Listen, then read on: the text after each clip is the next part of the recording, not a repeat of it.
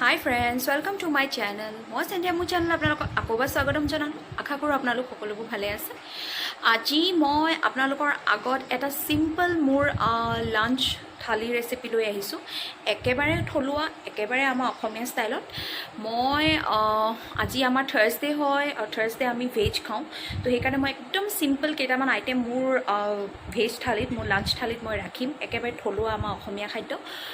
তো আহক মই কিদৰে কেনেদৰে সেই আইটেমকেইটা প্ৰিপেয়াৰ কৰিলোঁ তাকে আপোনালোকৰ আগত দাঙি ধৰিবলৈ ভিডিঅ'টো বনালোঁ। তো আপোনালোকেও বেছি পলম নকৰি ভিডিঅ'টো আগলৈকে চাই লওক। তো আজি দুপৰীয়া সাজৰ প্ৰস্তুতি মই এইদৰে কৰিছোঁ। ইয়াতে মই এটা আলু কাটি লৈছোঁ। এয়া দেখিছে আপোনালোকে, আলু এটা মই কাটি লৈছোঁ ডখৰকৈ। এইখিনি গ্ৰীণ পেষ্ট হয় মান ধনিয়া, নৰসিংহ, ভেদাইলতা, নহৰু আৰু জলকীয়াৰ। মান ধনিয়া, ভেদাইলতা, নৰসিংহ আৰু আপোনাৰ জলকীয়া আৰু নহৰু, এইটো এটা মই গ্ৰীণ পেষ্ট বনাই লৈছোঁ। এই নৰসিংহ, ভেদাইলতা, মান ধনিয়া, আলুৰে মই এখন জোল বনাম। এয়া মই কলমৌ শাক বাছি থৈছোঁ, কলমৌ শাকৰ ভাজি অকণ বনাম। আৰু এয়া মই বাৰীৰ ভেন্দি হয়, এয়া বাৰীৰ ভেন্দি আৰু আলু মই এইদৰে কাটি থৈছোঁ, ইয়াৰে এখন ভাজি বনাম। তো আজি মোৰ দুপৰীয়া থালিখনত থকা মেইন আইটেমকেইটা এইখিনি আইটেমেৰে বনিব। তো এতিয়া মই এপদ এপদকৈ গোটেই আইটেমখিনি প্ৰস্তুত কৰি লওঁ। এতিয়া মই এটা কেৰাহী গৰম হ'বলৈ দি কেৰাহীত মই তেল দি দিম। বৰ বেছি তেল মই ব্যৱহাৰ নকৰোঁ, এচেকুট মই তেল দিম। আৰু তেলখিনি গৰম হোৱাৰ পাছতে মই আলুখিনি ইয়াতে ফ্ৰাই কৰি লওঁ। তাৰ পাছতে মই এচেকুট মান ধনিয়া এইদৰে কাটি দি দিছোঁ, তেলত ফোৰণ দিছোঁ মান ধনিয়া। তাৰ পাছত মই কাটি থোৱা আলু আৰু ভালদৰে ফ্ৰাই হ'বলৈ দিম। আলুখিনি ৰঙচুৱা হৈ ভাজ খোৱাৰ পাছতেই মই অকণমান নিমখ দি দিম আৰু ভালদৰে আলুখিনি লৰাই ল'ম। এতিয়া দেখিছে আলুখিনি ধুনীয়াকৈ ৰঙচুৱা হৈ উঠিছে। এতিয়া মই যিটো গ্ৰীণ পেষ্ট বনাই থৈছিলোঁ, এই গ্ৰীণ পেষ্টটো মই ইয়াতে দি দিম। গ্ৰীণ পেষ্টটো দি ভালদৰে এইদৰে ভাজি ল'ম। আলুখিনিৰ লগত মিহলাই ভালদৰে ভাজি ল'ম। এতিয়া আন্দাজমতে মই হালধি দি দিছোঁ আৰু হালধিখিনি দি ভালদৰে আলু আৰু যিখিনি গ্ৰীণ পেষ্ট মই বনাই লৈছিলোঁ নৰসিংহ, ভেদাইলতা আৰু মান ধনিয়া, সেই গ্ৰীণ পেষ্টখিনি মই ভালদৰে তেলত ভাজি লৈছোঁ, নিমখ হালধি মিহলাই ভালদৰে এইদৰে ভাজি লৈছোঁ, আপোনালোকে দেখিছে। এতিয়া মই এইখিনি ভাজ খাই উঠিলে অলপ সময় লৰাই দিয়াৰ পাছত যি পাত্ৰটোত মই গ্ৰাইণ্ড কৰিছিলোঁ গ্ৰীণ পেষ্টখিনি, সেই পাত্ৰটোতে অকণমান পানী মিহলাই ইয়াতে মই গোটেইখিনি ঢালি দিছোঁ। আৰু মই এতিয়া কম জুইত এই আঞ্জাকণ মই উতলিবলৈ দিম, যাতে আলুখিনি ভালদৰে সিজি গুড়া হৈ ভাগি যায়।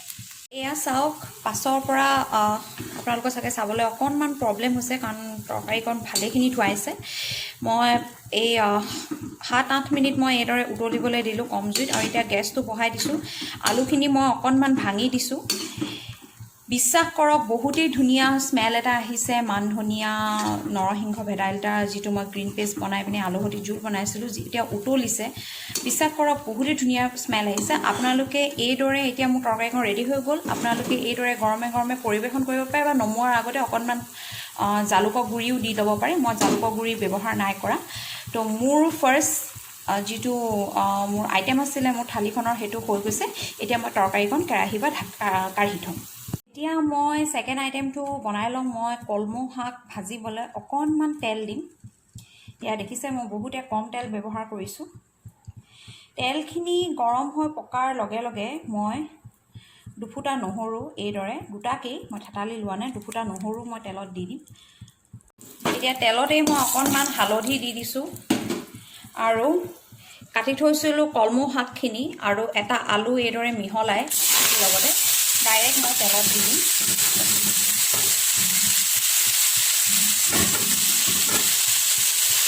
এইদৰে মই শাকে আলুৱে মই নহৰু ফোৰণ দিয়া তেলখিনি দি দিছোঁ। অকণমান জান নেজান মই তেলতে হালধি দি দিছিলোঁ। এতিয়া মই গোটেইখিনি এইদৰে ভালদৰে লৰাই ল'ম। এতিয়া সোৱাদ অনুযায়ী মই নিমখ দি দিছোঁ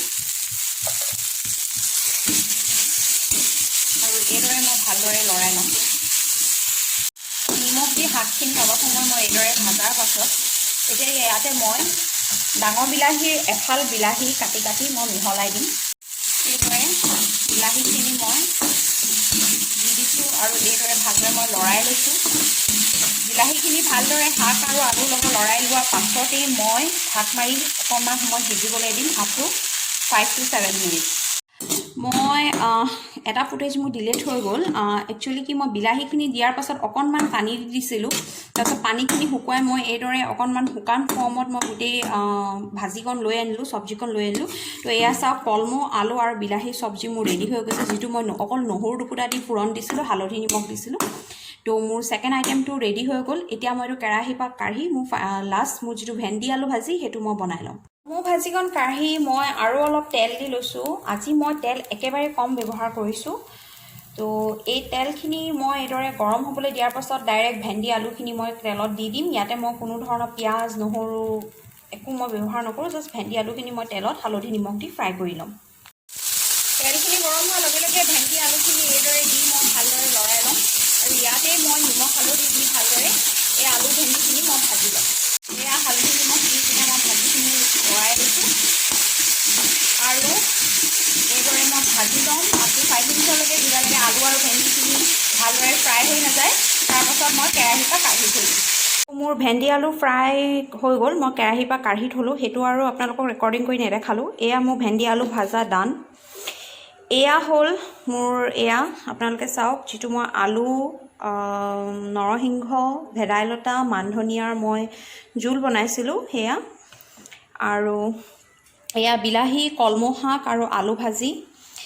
এয়া হ'ল বিলাহী, এটা বিলাহীৰে এফাল মই কলমৌ শাক আলু ভাজিত দিছোঁ আৰু এফালৰ মই মান ধনিয়া, নহৰু, জলকীয়া এইদৰে মই মিলাই পিনে এটা চাটনি বনাইছোঁ। এয়া দাংবডি আলু ভাজি দুপৰীয়াৰে আছিলে। এইখিনি হ'ল আজি মোৰ দুপৰীয়াৰ আইটেম, ভাতৰ লগত খাব লগা দুপৰীয়া মোৰ থালিখনৰ আইটেম। আৰু কমপ্লিমেণ্টাৰী ডিছ হিচাপত মই মৰ্ণিং অ'টছৰ পায়স বনাইছিলোঁ। সেই অ'টছৰ পায়সকণো কমপ্লিমেণ্টাৰী চুইট ডিছ হিচাপত, ডিজাৰ্ট হিচাপত মই মোৰ থালিত এড কৰিম। তো এইটো হ'ল মোৰ ফাইনেল, মানে থালিখিনি প্ৰিপাৰেশ্যন কৰাৰ আগতে মই আপোনালোকক দেখাই লৈছোঁ মোৰ ফাইনেল আইটেমকেইটা। এতিয়া মই থালিখন প্ৰিপেয়াৰ কৰি আপোনালোকক দেখাই আছোঁ। তো এইখন মোৰ থালিখনৰ ফাইনেল লুক মই আপোনালোকক দেখাই দিওঁ। প্ৰত্যেকটো আইটেম মই লৈ লৈছোঁ। ভাত, এয়া তৰকাৰী, নৰসিংহ, মান ধনিয়া দি মই যি আলু সৈতে তৰকাৰী বনাইছিলোঁ।